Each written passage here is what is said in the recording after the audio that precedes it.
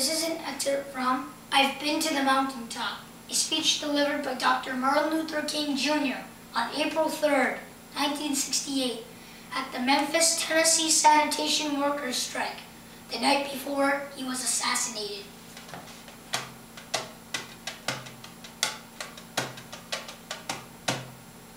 Several years ago, I was in New York City. A demented black woman came out.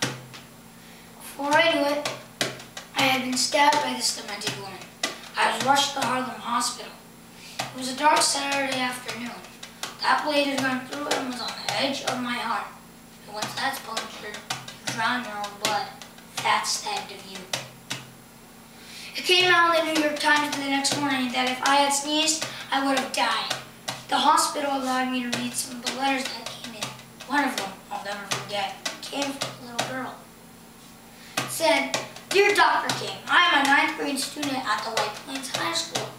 She said, "While it should not matter, I would like to mention that I'm a white girl. I read in the paper that if you had sneezed, you would have died. And I'm simply writing to you to say that I'm so happy you didn't sneeze. And I want to say that I am happy that I didn't sneeze. If I had sneezed, I would have been around here in 1960 when the students all over the South started sitting in at lunch counters. If I had sneezed, I would have been around in 1962 when the Negroes in Alabama and Georgia started straining their backs up.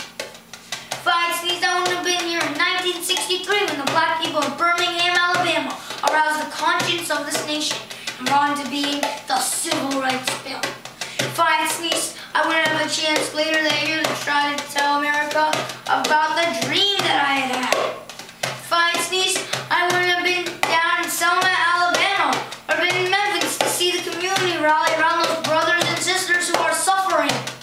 I am so happy that I didn't sneeze. It really doesn't matter what happens now. I left Atlanta this morning, and as we got onto the plane, the pilot said, "We're sorry for the delay, but we have Dr. King on the plane. To be sure that all the bags were checked and that nothing would be wrong with the plane, we had to check everything out carefully. And we've had the plane protected and guarded all night." And then I got to Memphis. Some began to talk about the threats that were out. What would happen to me from some of our sick white brothers?